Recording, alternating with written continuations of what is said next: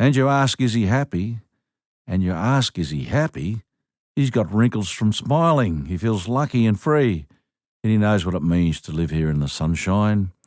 He's got wrinkles. He walks with Amelia down to the store with a little cane basket for the bread and the daily sun, still hand in hand like babes in the meadows. And young faces turn. Love is so beautiful. It can be so deep. And a man is a king when he has his own princess. Bob wears no crown, no flowing robe, but there in his mind he still rides on his black stallion.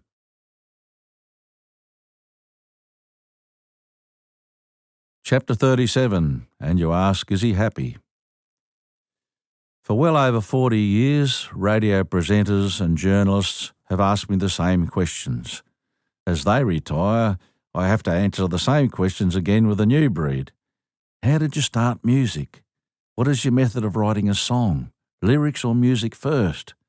God, I'm tired of it, and on it goes. My industry requires you to focus on yourself, your image, your next hit song, the next hit album, a new song for the show, where to tour next, how to keep the crew together. Maybe they think I don't have much else to talk about. It can be all-consuming if you let it. It's crap for a marriage too, because you can never relax about it. And I'm an obsessive bloke. When I'm onto a new song, I won't let it go until I reckon it's right. Darling, did you hear a word I've said? It's something I've heard for 40 years. I think I'm more conscious of it now and try to be more aware of what's going on around me. So what would I rather talk about? How about God? Whoa, that's a big one. I can hear you thinking, well, God has played a part in my upbringing, even if I don't believe nowadays. In my little childhood town of Quamby, it was virtually compulsory to be a Christian. A presbo, a methylated spiritualist, or a Mick. Sundays, come rain, hail or shine, my folks went to the Presbyterian church in the morning after I had attended Sunday school. My main memories of Sunday school are singing, being given shiny books for good behaviour once a year, and dear old Mr. Fox, who told us the most boring stories of the travels of Jesus. My cousin Doug and Gerald and our mate Neil Ritchie and I carved many things into the table as the old man carried on through the Middle East. He had a map. God knows why we were presented with prizes at the end of the year. I learned nothing, except perhaps about being good to others. Dad was an elder of the church every year. As a successful wheat farmer, he felt he owed something to God for the great seasons. As far as I'm concerned, Dad owed his success to bloody hard work and long hours on the tractor. I thought I'd finished with church by the time I was 14, when Mum and Dad sent me to Scotch College for 4 years, but I was wrong. Sundays were more boring than ever at boarding school. Morning service was at Hawthorne Presbyterian Church, and there was another service in the evening at the school's chapel. The Scotch College Chapel is a beautiful building. The interior certainly is godly. Wonderful tall stained glass windows and pale bleached timber surrounded us as the school chaplain sat 3 metres above us. It was all designed to make us boys feel small, I'm sure. The only way to enjoy the chapel was to join the choir. We sat away above the congregation. The minister at the Hawthorne Church was an absolute fool.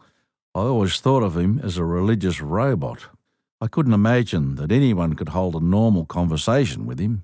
He was a dinosaur who spat on his congregation. Of course, that made it easy for the irreverent boys, when they were supposedly giving, to steal money from the collection plate by sticking chewing gum on their fingers. It wasn't the money that was important, it was just the dare, like stealing a teaspoon from Coles at Glenferrie.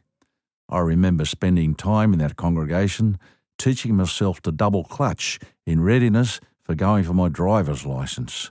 I was going for it in Quamby in Dad's combi van at the end of my 4th year at Scotch. I went through a strange period when I was about 17 and began to go overboard about Christ. I reckon now it was a kind of self-hypnosis that had overcome us all. My study mate was a real God squatter, and another boarding house mate introduced me to a minister outside the college who liked to have intimate talks about things. That bothered me a bit. I spoke to him once and realised that the subject of sex came up very quickly. I think that snapped me out of my religious coma. However, I did become a Sunday school teacher for a little while when I left school.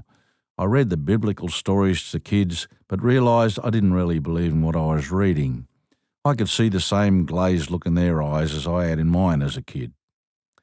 The following year, when we moved to Tralee at Cropper Creek, the stock route cut the property in two. There were about 300 acres on the northeast side and 3,400 acres on the other. On the stock route is a little Anglican church. Mum and Dad were a real bonus to the local church community. Mum planted geraniums outside the church and could bash out a tune on the organ if the local organist, also a farmer, couldn't make it. Mum and Dad's singing was like something the locals had never heard before in the church.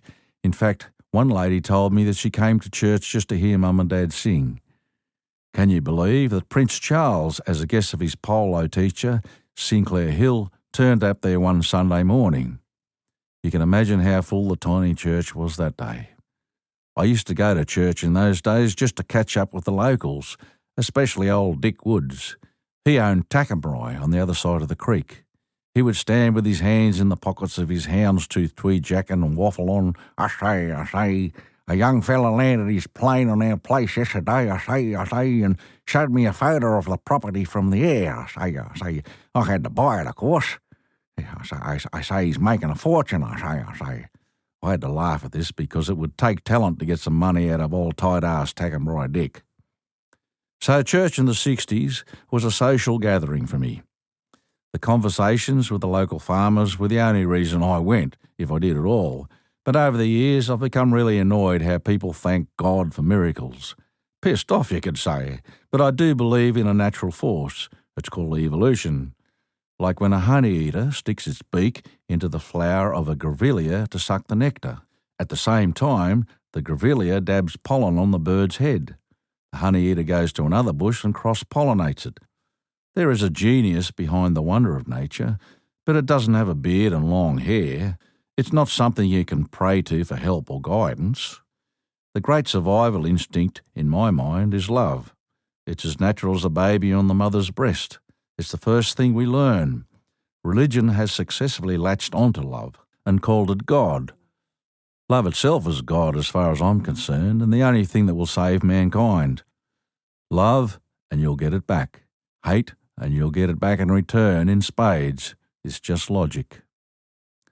All my ramblings here reminded me of an incident in my struggling years in the early 80s, performing solo in some fairly wild pubs. The Blacktown Inn was, at the time, a bikies pub. I set up my 2 speakers and my stomp box stage on a regular night there for a couple of months. By then, I had learned that behind the eyes of every person there is a connection if you appeal to his or her inner self. Bikies' outfits and tattoos present a hard outer shell but are merely a shield to hide their softness. Like any tough guy, a bikie has the love of his mother behind those eyes. I'll never forget one short-ass bikie who came up to me one night and said, "Hey John, don't tell the other guys I said so, but they'd love to hear your song Wrinkles." That's a song about my grandpa. It was a moment that convinced me that I was right about the connection between us all.